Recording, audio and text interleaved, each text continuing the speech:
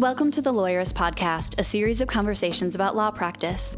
Each week, we talk with legal entrepreneurs and innovators about building a successful law practice in today's challenging and constantly changing legal market. And now, here are your hosts.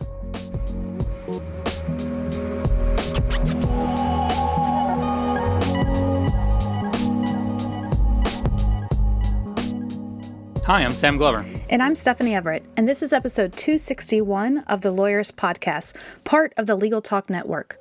Today, we're talking with Maryellen Stockton about writing great job postings and job descriptions. If today's podcast resonates with you and you haven't read the Small Firm Roadmap yet, you can get the first chapter right now for free at lawyers.com/book. Today's podcast is brought to you by LawYaw, Rankings.io, Text Expander, and Back Office Betties. We wouldn't be able to do the show without their support, so stay tuned. We'll tell you more about them later on. So, Sam, today I was thinking we should talk about productivity. Oh, good. I know. You know I'm such a geek about productivity. I know, and it still comes up, and I was thinking it's the end of January, so if people have thought about New Year's resolutions and they've already started slacking off, maybe it's time to get back on that horse. There you go. Light a fire. Yeah. So here's my message for you today. If you're listening, I don't think the goal is about getting more stuff done, but making sure we're doing the right things. Mm-hmm. Focusing on things that actually move you towards your goals for your business, your career, your life, whatever. Yeah, because, I do this great presentation called, Stop Being Busy and Start Being Productive. And when you look at the definition of busy, it's insane, but it really is like busy is just, doing things. Yeah, doing things, and it's scattered, and it's actually like not profit. But when you look at the definition of productive, it actually includes profitable. Mm-hmm. So I love that. It's like, you get to the end of the day and you felt like you've been doing things all day. Like you didn't have a break. You went to the bathroom once. You forgot to have an extra cup of coffee. You were so busy, but you can't say what you actually accomplished. Yeah, and I think Tim Ferriss has this quote that busy is the things that we do to avoid the important and hard things. Yes. And I'm not getting that quote exactly right, but it's that concept of, like I was busy. I ticked off a bunch of tasks. I answered email. I took phone calls. But then it's like, what did you actually do? I mean, you know that I'm a big proponent of the most important tasks practice, because I think it's so easy to get lost in your productivity tools, right? Your email inbox, your project management software, your task lists, whatever. I think it's so easy to get lost in those things. Like there's a lot of stuff that I need to do every day that's encompassed in those task lists, but there are also a few things that if I get them done today, will actually move our company goals forward, my personal goals forward and things. And so I try to sit down every morning and come up with those 2 or 3 things so that when I do get to the end of the day, hopefully I've got at least those 2 or 3 things done. And so all of that filler stuff that needed to get done but isn't actually all that important or meaningful, besides that stuff, I'll have 2 or 3 things that I can say, yeah, I really accomplished a couple of things today. I got some work done on these things. That's why I really love that practice. I love that too, because I think if you're really sitting down and looking at your list and coming up with those priorities, it also forces you to think about how many things are you or should you be delegating to other folks? And, especially for our listeners, a lot of solo and small firm lawyers, delegation can be hard and scary and, painful sometimes for us, but it's so important. And I remember there was a point when I was practicing where I would look at my to-do list and the list of what I had delegated out. And if my to-do list was longer, I immediately knew I was doing something wrong. And I was like, I need to go back through my list and really ask myself, which of these things should I really be focused on? And inevitably, I would then find more things that I could delegate. That's a really good point. It reminds me of my podcast with Nathan Hightower a few episodes ago where we were talking about culture index, but like there's tension when you're doing things that are not the things that you are well suited to be doing from a personality perspective, but also from your business's perspective. If you're doing things that, that aren't worth the salary that you're drawing, there's some tension there too. That isn't productive. That's a good time to try and figure out other ways to get that done.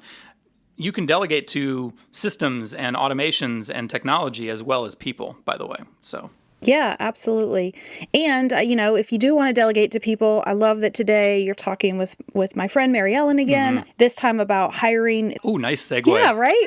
Last time we talked about remote work, and I'm working with more and more lawyers who are open to experimenting with a virtual assistant or some kind of, virtual contract worker. There's a ton of options out there. And I think that's a great way to get your kind of toes wet in delegating. You can get someone on board for 5 or 10 hours a week, and you'll quickly want more, but you don't have to commit to, it used to be that you had to commit to a full-time salary if you wanted to grow your team, and that's just not the case anymore. And Right. so if this is something you've been thinking about or struggling with, I really encourage you to think about taking that next step. I've had great success with lawyers hiring some remote workers, and really gives them so much flexibility and ability to scale up their team and free up their time so they can focus on these most important tasks. Thank you for that awesome segue into talking about job descriptions and job postings so you can find those people. First, we'll have a brief sponsored conversation with Tucker Cottingham from LawYaw, and then my conversation with Maryellen. I'm Tucker Cottingham. I'm the founder and CEO of LawYaw, and we make modern, easy-to-use document automation technology for small and medium-sized law firms. And just for clarity, Tucker, I hope you don't mind, LawYaw is spelled Lawyaw, in case it's a little bit hard to hear the spelling over the podcast. LawYaw is document automation software, but you wanted to talk about alternative fees today. Why are we even going to have that conversation? Yeah, thanks. So, aside from my own experience building a law firm, what's been really enlightening is that through LawYaw, I get to talk to and learn from thousands of lawyers and law firms who tend to be really good at leveraging technology to make their firms more profitable. And so, not surprisingly, a lot of these successful law firms offer some degree of fixed fee projects. So, studying how they do this successfully has become a little bit of an obsession of mine lately. Mm-hmm. And what we've found is that document automation can really increase the success of these flat rate projects. Is that, I assume, because the key to alternative fees is really finding efficiencies, whereas the billable hour is more about just straight up time? Yeah, absolutely. I mean, once you have a fixed fee project, then the efficiency becomes an incentive, and it actually creates, more profitability for the law firm. But yeah, go ahead. No, well, it can be risky, right? If you're not careful, people are afraid of getting burned, or maybe they're not able to really wrap their head around the whole flat fee mentality. So it's become kind of an issue for us to look into and learn more about. When you say people have a hard time getting their head wrapped around the flat fee mentality, that means they're stuck in the billable hour mentality. But where did that even come from? Yeah, super interesting. So something that I didn't know is that, not only are flat rate projects, the billing method of the future, but it turns out they've actually been a foundational part of the legal industry for hundreds of years. And so, the billable hour itself is actually a relatively new concept. For the first 400 years of the legal profession, up until really the mid 1970s, the billable hour was almost non-existent. And states actually dictated what attorneys could charge for certain legal projects. So not just the ceiling, but also a minimum. And so the rise of the billable hour, I thought this was super fascinating, is that it really can be traced back to this 1975 Supreme Court ruling in Goldfarb v. Virginia, where Goldfarb's filed a class action suit against the Virginia State Bar, basically alleging that the state-sanctioned minimum fee schedules constituted price fixing, and the court agreed. And so, in response, as a way to sort of offer differentiated fees, we got the billable hour. This is why everybody's so afraid to compare fees and rates and things like that. Right, yeah. Right. And so I had always, in my lifetime, it's always been billable hour. But it turns out that, up until the mid 1970s, almost the entire legal profession was flat rate projects. So getting away from that sort of recent, but also after most of our legal time mentality of billable hours, what is the key? What do you have to change in your thinking in order to get your mind around it? Yeah, so the key is really to define specific legal projects that can be self-contained. And so really starting to think in terms of what are the legal services I can provide as a sort of self-contained project. And it turns out that that's pretty easy to do in certain practice areas like family law or estate planning, business law, immigration, bankruptcy, real estate, even phases of litigation. For sure. But I think shifting from sort of thinking about the time that you're spending throughout the day to what is the final service that I'm providing to my client, and how do we kind of create a framework to make that into a self-contained offering or project is really critical as sort of a foundational step. You mentioned that you get to have a window into a lot of law firms and a lot of lawyers' practices. And so when you do, what do you find in common about the way they get started with alternative fees? Yeah, what they tend to do is they look historically at their bills and kind of get an idea of what clients have been paying for certain work. The other thing they do is they don't try to change their entire law firm at once. They start with, maybe a couple of projects that lend well to this. Hmm. And then they identify a predictable process for that project.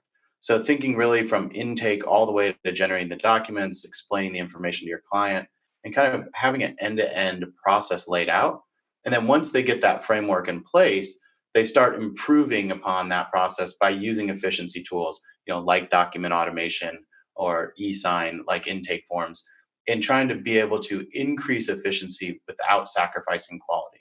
I mean, that seems to be the key to me, is not just the billing flat fees, but the next step of, okay, make it a process and figure out how you can deliver better service more efficiently, and so that you can make those flat fees profitable, right? That seems like the whole thing. Yeah, absolutely. And not thinking that you have to change your entire law firm Hmm. overnight. I mean, it can start Right. with a specific set of criteria for a specific project.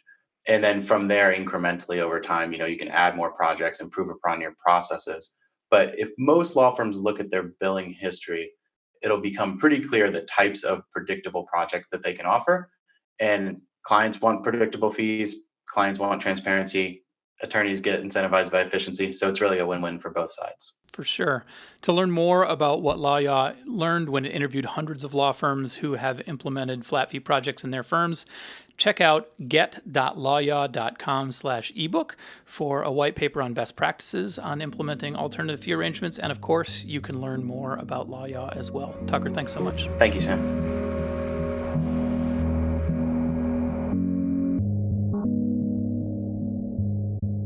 Hi, I'm Maryellen Stockton with Work Well Wherever. Hi, Maryellen. Welcome back to the podcast. Thanks for having me again. Always a pleasure. Yeah, we had you pretty recently, right? A few months ago, I think. Yeah, And the more the merrier. the more the merrier, for sure. In the interest of full disclosure, you are working with us to help us figure out remote work and hiring. And I think you're also working with some of the other companies that we know. I think you're working with Attorney Sync and Postali, and so you're making inroads into our world. Yes, I'm hoping to work with Postali, and I'm Gotcha. already working with Attorney Sync. So, yeah. Fantastic. I Very didn't cool. know that I was going to be working with a team of lawyers, but since I started working with you guys, more people have heard the word. I mean, obviously, this is not news to you, but being able to work remotely has a lot of upsides. And we talked about this a lot more in depth last time, but there's upsides and there's a lot of challenges that come with it. So Absolutely. having your help has been really good for us, and I bet it is for others too. So Yeah, it's awesome. I think that, part of that is why I wanted to start the company is because I saw that you see the mhm, demand. And then it's not just you can't just say, okay, we're going to be remote, right, you know? it's not as easy as just working from home. Exactly. Actually, and my wife is going through this right now too. She is an executive director of a small organization, and so she has the freedom to work from home when she wants to. Mm, And I notice her sort of navigating the difficulty of, like, how do you stay in communication with everyone, because she's building a remote team as well, and so she's having a lot of mm. these same challenges. And it's kind of fun and interesting to watch her adapt and figure out things like, oh, I need to have a dedicated workspace, and I can't just, and I need to arrange my day carefully around my productivity, which is, I can be super productive at home in bursts, and everything is different. It just requires adjustment. So It is. It is. You should have your wife call me then too. yeah, for sure. It's We've like talked about perfect. it. She sounds like my ideal client. Yep, we've talked about it. So let me switch gears here briefly, because today we want to talk about how to write a killer job description, Hmm. job posting, and that helps you get the people on your team that you want, regardless of whether or not you want to build a remote team. Hmm. But then also how to write a job description that sets people up for success. So Awesome. which should come first? Hmm. I think, so I like to think of it as like the job description is kind of like the umbrella, Hmm. so it can be used two ways. It's going to be used internally and externally. So I think the job description has to come first. I feel like I've seen people just basically paste the job description into the job posting, which inevitably makes me think that not enough thought has gone into the job description, Hmm. or that it probably isn't something that you just can throw into the job posting. Is it? Or am I wrong about that? No, I think that maybe parts of it can be thrown into the job posting, but like I don't know that I would suggest that. Because they have different purposes, right? They do.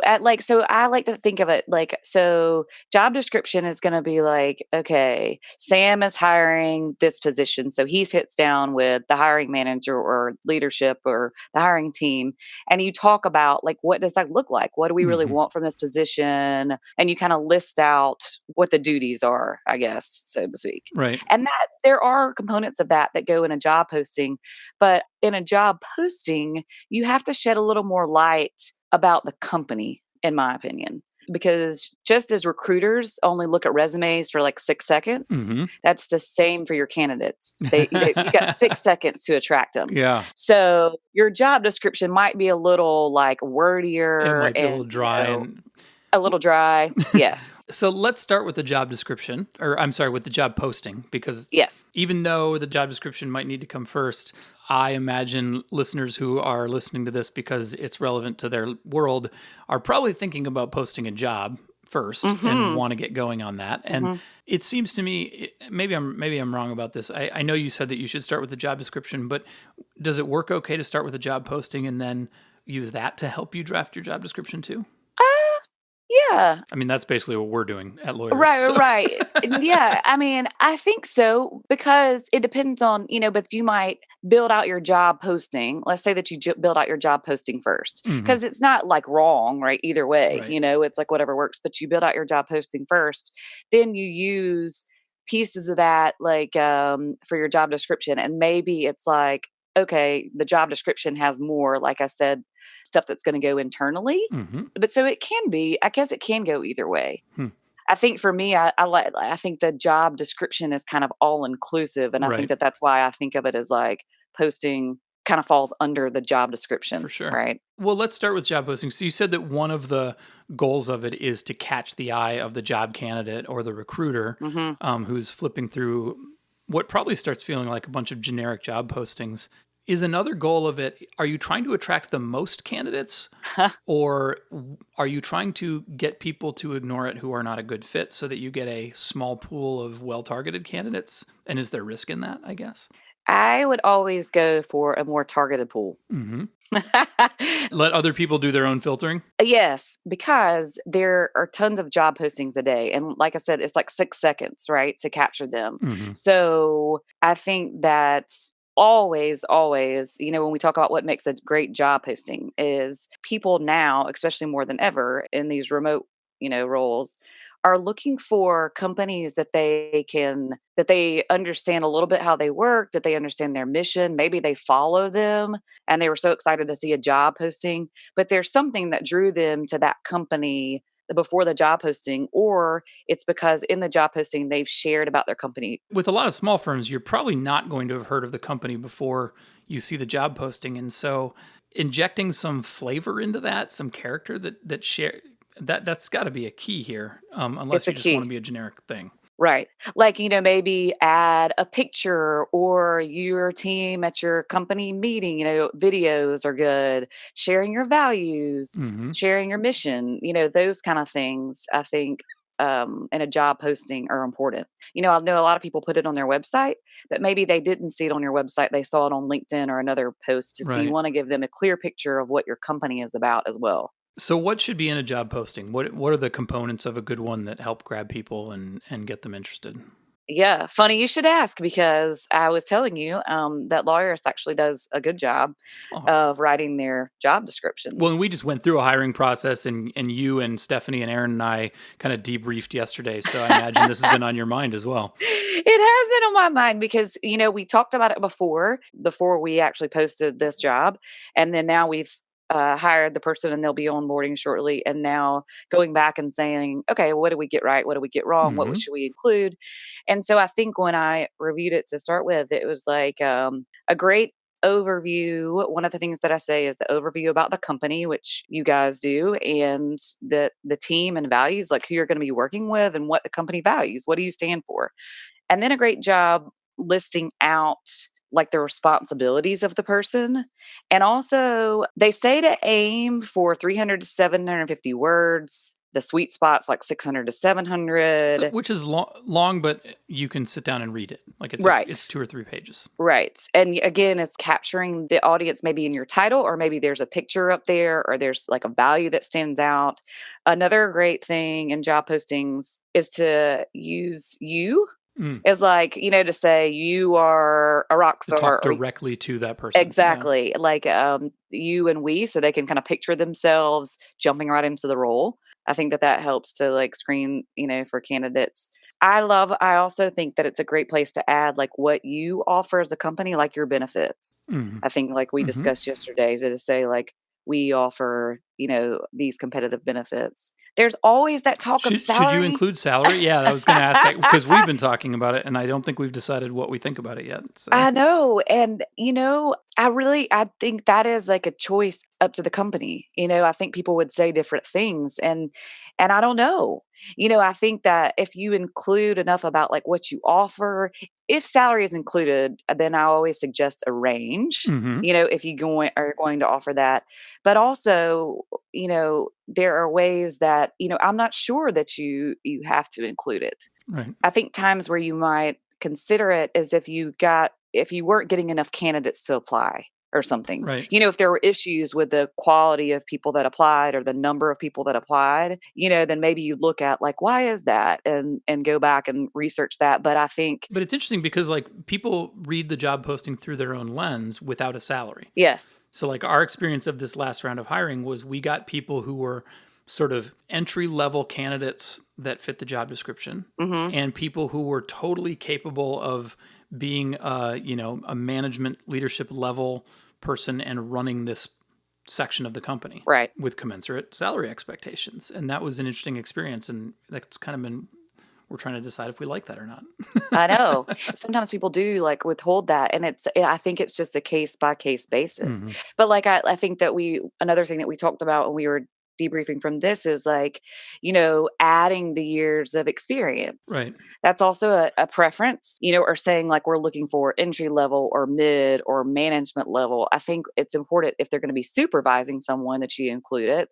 But I mean, I think for me, I would always say aim for more qualified candidates and instead of a whole pool of candidates. And as long as you're getting, a certain number Mhm. and that candidates are qualified, then I wouldn't worry about, then Yeah. obviously you're doing something right. You know what I mean? So here's something to consider too. I think Yeah. we have over the years as our company has grown and we are now able to offer what we feel is very competitive compensation Mhm. for the roles. That wasn't always the case. Mhm. We started out essentially begging people to come work for us for less money, and I'm trying to balance that too. Like I know there are a lot of firms that are 1 or 2 people and trying to grow, and until they are able to grow and scale, they're not able to offer competitive compensation packages. Sure. How could you approach that in a job posting to set people up for that without, setting up for disappointment? That's a great question. And I think that's true for like a lot of startups and different things. Mhm. And sometimes people know when the company is small, right? You assume like, hey, I'm not going to be making tons of money right out of the gate, Right. that this is a growing place. But that is where I would say when it's super important to include what you offer, shedding light on like kind of like what it looks like to work there and what you offer. So maybe you can't pay a huge amount, but you offer flexibility, you offer other perks, you have benefits, that there's like healthcare allowance, flexible vacation. There's different things that you can say, this is what we offer. So the candidate, again, you're talking to them and it's not necessarily just about the salary. Yeah.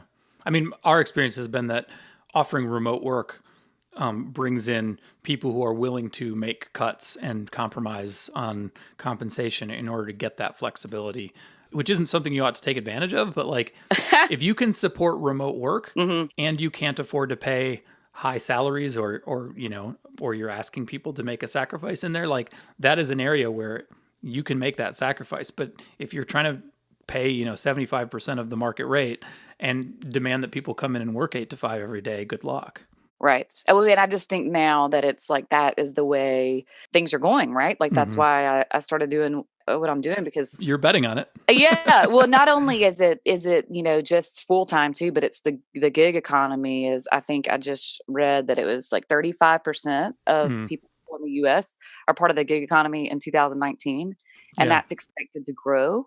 And so then you have companies that are remote and that are also hiring, these gig freelance employees. for sure. Then how do you manage that? That's a whole nother thing. But In fact, we recorded a podcast on that people should go back and listen to. yes, yes. What should you ask for? Everybody thinks just cover letter, resume, maybe references. If I never read another cover letter in my life, it will be fine. Amen. They are exactly as boring to read as they are painful to write. Yep. And I don't think I have ever learned anything from a cover letter that I care about. So, which doesn't mean I'm right about that. Maybe I'm just wrong. If I am wrong, tell me what should we be Yeah. asking for from candidates? There's all different school of thought and people are still doing that, but I also think that people are moving away from that. And we talked about the rise of the gig economy and of remote working. So we did this with the last hiring round of candidates with Lawyerist is in the application we included a We video. required a video. Yes. So we asked them to record a video of themselves. And it was 3 questions. I think it was like, introduce yourself. Why do you want to work at Lawyerist? And then also tell me something that I don't know or, something about you that's unique. Hmm. And so for companies that are thinking about hiring remote people, it is such a great screening tool and it is way more exciting than a cover letter. Yeah, because you get a flavor of personality, of professionalism. Like I think you said somebody had recorded their intro video from like the back of the bar, and like which Yes. just like that's not right.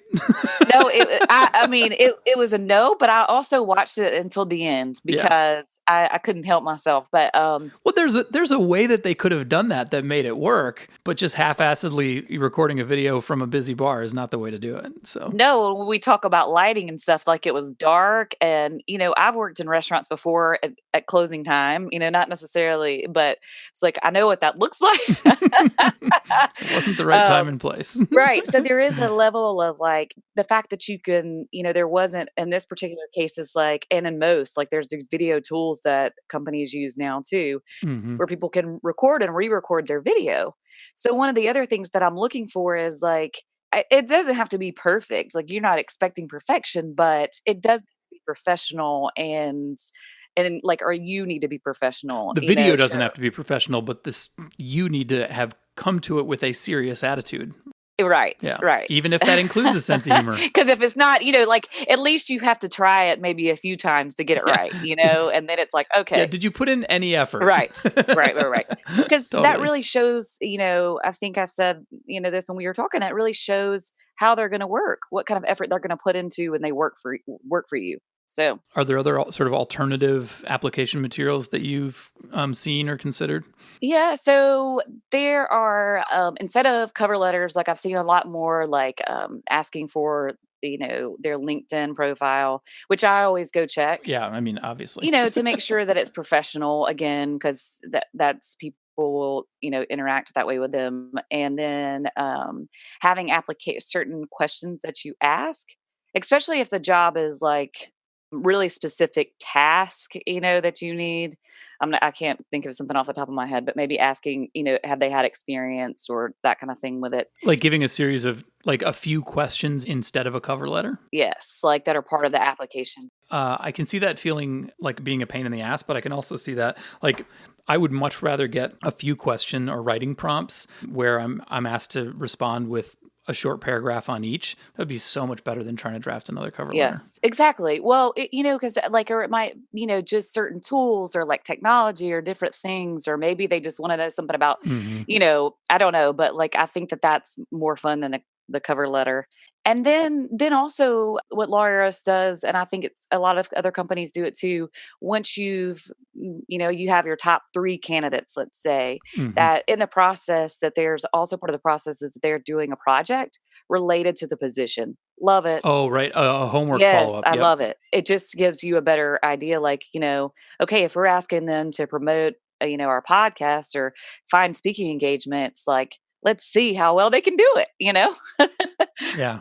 And just to be clear, you should pay them for that. Yes, We pay absolutely. we pay them as independent contractors for the homework assignment Absolutely. because we're asking them to do work for us. And I suppose the theme of like doing an introduction video or answering questions, doing a homework assignment, all of these are geared towards trying to give people an opportunity to demonstrate the kinds of skills that you know that they're going to need to succeed at this job. Yes. And we do our interviews by video too. Mm-hmm. The reason we do that is because like if you can't figure out how to get on video with us, you cannot do this job.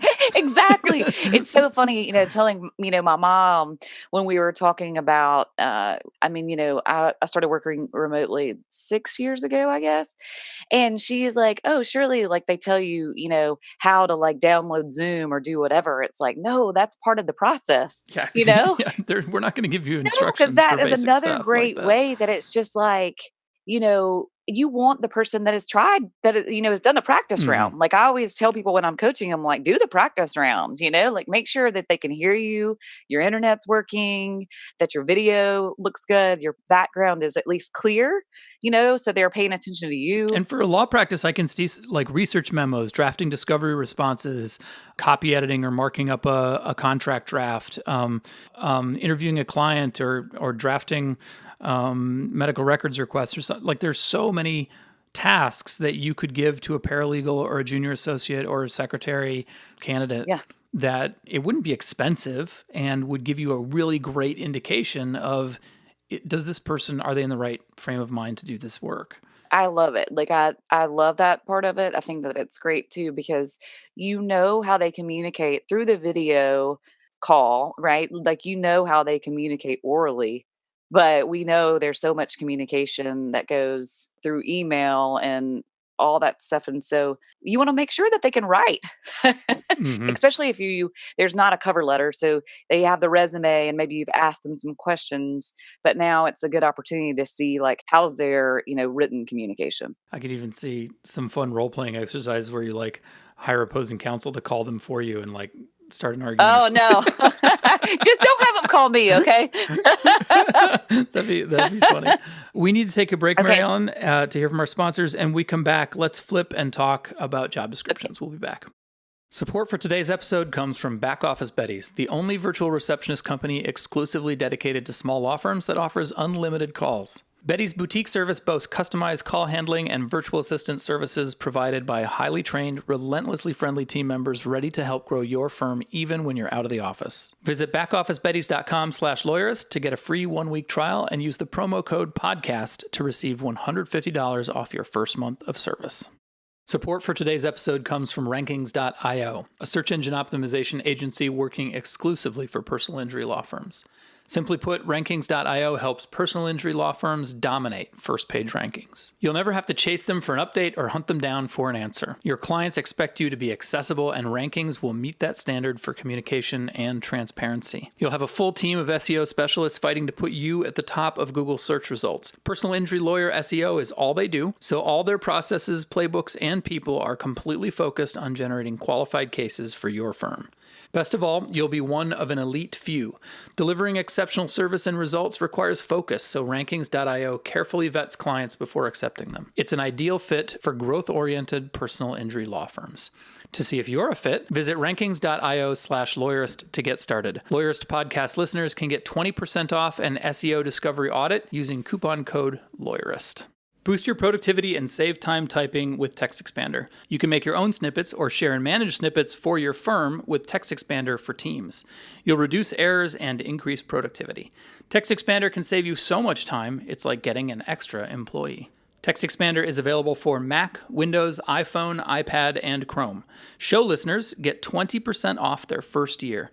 Visit textexpander.com/podcast to learn more and get your discount. Okay, we're back. So, Maryellen, we started out by talking about job postings and what needs to go into it, what you should expect, how to try and get the candidates that are going to be the best fit. Now you've hired them, or maybe you're working ahead like you recommend, and you're working on your job description. What is the point? What is the goal of a job description? So I think that the job description, the point of that is that it helps the hire succeed. So I think that the way that I view it is that you have your job posting, you've landed this awesome hire, and now as part of the job description, it's like listing out like what's expected of them so they know what to expect in their role because expectations are clear, Hmm. but also so they can succeed. Like, this is what it looks like to win when you work at Lawyerists. That is the purpose of the job description. So it can be used internally and externally, as we talked about, as Right. part of the job posting or when you create the job posting to use this, but to succeed. Is there a way to do job descriptions so that it's okay to change them over time? Because like our job descriptions are not static at our company, and I don't want anybody to feel like the ground is shifting underneath them. But our job descriptions necessarily need to have some of that built in, so that we are not setting up people up for failure, but we're also setting expectations around like, this is subject to change, not in like a we're not gonna keep putting earthquakes underneath your feet, but we're trying to set expectations, and one of those needs to be that your job is going to change over time. Right. I think that that's great. So every year, I suggest that people review the job description. You could even do it twice a year, but like it's Mm. kind of like a review. So when you look at that job description, With the employee. yes, as their leader. So the leader and the Mm. employee sit down and review it and say, well, actually, like this part's changed a little bit. Like I've added this, or, because job descriptions and positions do change. And especially when you're in like this growing company and they get in and like, okay, they've crushed this area. And so then there's room to add more. Absolutely. I think that Hmm. those are definitely fluid. So you have kind of like this outline of what is always goes in your job descriptions, and then you leave it fluid and you review it every year. Yeah, that makes sense. And you do it together. So it's like, are you doing things that you weren't doing at the beginning of the year? Does this job description still look like the right one? Right. So what goes into it? Like, do you have a model for what things to write? I do think it's part of what I don't know model, but in my ideal world, it's kind of like, okay, or ones that I've seen done well is like the expectations are clear of what you're doing. So it might be like that maybe not necessarily was in the job posting, right? So it's like that part of the job description is more like we want to increase like podcast followers to 20%, that there's some more concrete examples Hmm. of how you win in your role, Gotcha. so that way then it's like, okay, well, I have done that, because it helps the employee and their leader know if you're on track, right? It's guiding you to like, if they're not on track, then how can you help? It's a great guide for both of you, I guess, and so that's why it's always good to review. And I guess it can be the kind of thing that you use as a management tool then at your quarterly or monthly or weekly or daily reviews, where it's like, here's what we said we expected of you, and here's where you're succeeding and where we need to work on Yeah, things. absolutely. And I think that sometimes, like, people, if there's also, like we talked about, company culture is huge to me. Sometimes there's that, I've seen some people add like that, culture expectations or not, or professional expectations as well. It's not just, which you probably already included in the job posting, but like, people that align with your values, that it's also like you Hmm. carry. I think that you guys like have a certain thing maybe in yours too. Overall, it's like you win in this role by here are the goals and Yes. expectations, but also that you're expected to represent us in a positive way and be professional and that kind of stuff. So I think that it's a good idea to include that too, that there's a certain level of expectations of like professionalism and other things that come from working there. One of the things that I feel like constantly happens whenever I try to describe anything is that later on, something will happen where I'm unhappy with what happened. Uh-huh. And then I'll go back and look at the job description. And even though I felt like that my expectation that I'm unhappy about is incorporated into it, it's definitely not obvious. Give me an example. I don't have a good example off the top of my head, honestly, but I mean, we've listed out our values, but values are necessarily kind of vague in big buckets. And, Yeah. when I'm actually trying to say, here's what you did, Mhm. here's why I need you to do it differently next time, or here's why we need to work on that. It's like drafting a contract, right? No matter how hard you try, you can't account for all eventualities. There's an element of interpretation that goes into it. And Yes. I'm just trying to think about if I could come up with an approach to drafting a job description that would help me that isn't, God, was it like, it was a department store, I think. I don't know which one it is, but their employee handbook is use good judgment at all times. Like that's what I want my employee handbook to be.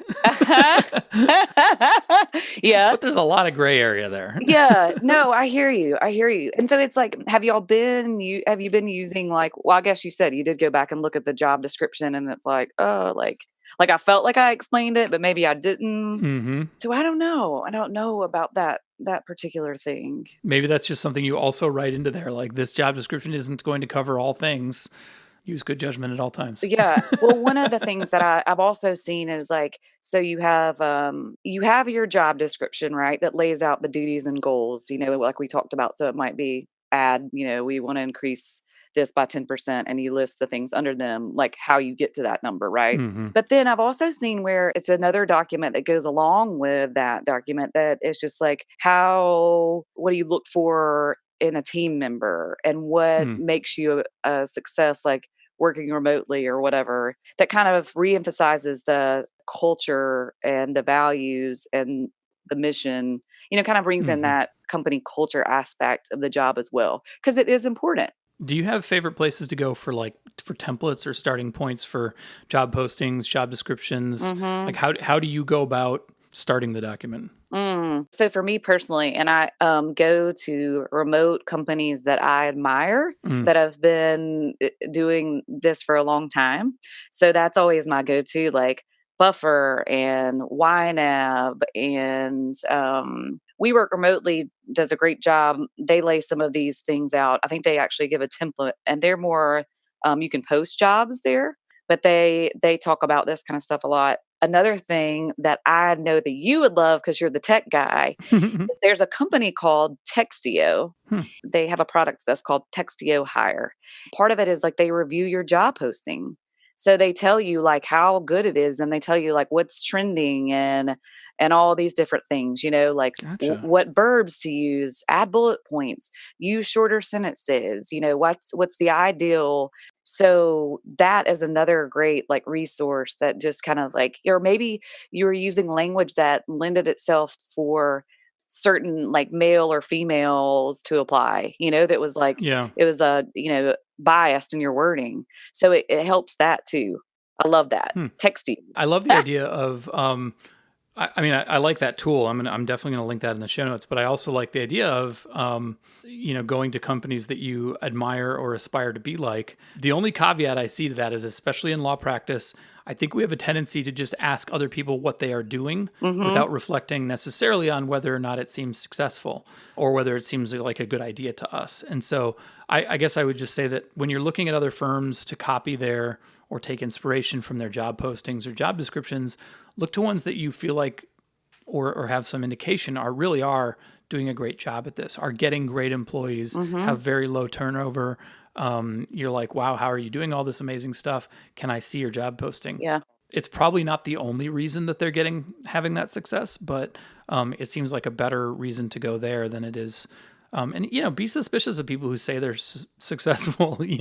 Sure. Look for real markers of success, not just the kind of everybody says they're being successful. So Yeah. look for real And markers. so I think that like I'm always one for like change and that kind of stuff. But like I said, with you guys, you are getting if you are getting qualified candidates, right? Like there's always ways that we can improve, right? It's an ongoing thing, and times change and trends change. And so I don't say like, don't make any changes, but you don't want to totally like revamp your whole like job posting and job description stuff if you're having success, right? Of course. Yep. Stick with what works. Stick with what do works. incremental changes. It's like, okay, so like maybe we didn't get as many applicants as we want. Why do we think that is? And maybe tweak it that way. But there's no reason to revamp it when you are having great candidates. Yeah. Apply, and their quality over quantity any day, because who wants to screen through 1,000 like bad cover letters, as you said. Although the flip side is I hear much more frequently from solo and small firm lawyers that they feel like they can't get good people. And if that's the case, then do things differently. Right. Like Absolutely. The problem is not that bad people are applying. I mean, that might be a piece of it. Right. But the additional problem is that you're not doing a good job of attracting good people or sifting through the people who apply and getting good people or onboarding and managing people. Like there's an element in this that is you, not just the people who are applying. And so try and figure out what you can do differently that will be more successful. And if you're copying from somebody before, copy from somebody else next time, figure out a different way, different approach. Right. So. Or you hire a consultant. I mean, that for us, that was, bringing you on has been really helpful because we needed some outside perspective to help us improve our own hiring processes, which we haven't had the greatest luck with over the last couple of years, but we think things are turning around. And a lot of that is due to your help. So. Oh, I love that. Well, and that is the thing is like, just like I can't do what you do, right? Like you're not expected to. And I think people sometimes feel, and I know, cause I have my own business too. When you start out, it's like, okay, I have to do it all. But the reality is like, it's okay to ask for help and get somebody that, that you don't know, like, help me with social media. I have no idea what to do. Or it's okay to like ask for help. You don't have to do it by yourself. And so someone that knows like that has hired people and interviewed people and created job descriptions and postings and all that kind of stuff it's just a great resource. That's a really good point. Like until you can hire help, do your best. Right. But as soon as you can hire an expert, hire an expert. Yeah. When it makes sense, do it because like you just, hiring, interviewing, project management, all of these are skills and disciplines that stand apart from law practice. And so if that's not where your head is, then as soon as you can make it make financial sense, you should probably do that. Right. So, right. Yeah. Maryellen, thank you so much for helping us out. Think through job descriptions, job postings. And for those who their interest was piqued by us talking a little bit about remote work, go check out our other podcast with Maryellen. Yeah. Thanks so much. Thank you so much, Sam. Are you interested in implementing the ideas you've heard on today's podcast into your law firm? Could you use a little help? Hey guys, it's Stephanie, the VP of Community Success here at Lawyerist, and I'd love to help you tackle your business or take it to the next level. Head over to go.lawyerist.com/start to sign up for a quick call with me, and let's talk about how Lawyerist can help you create your best law firm.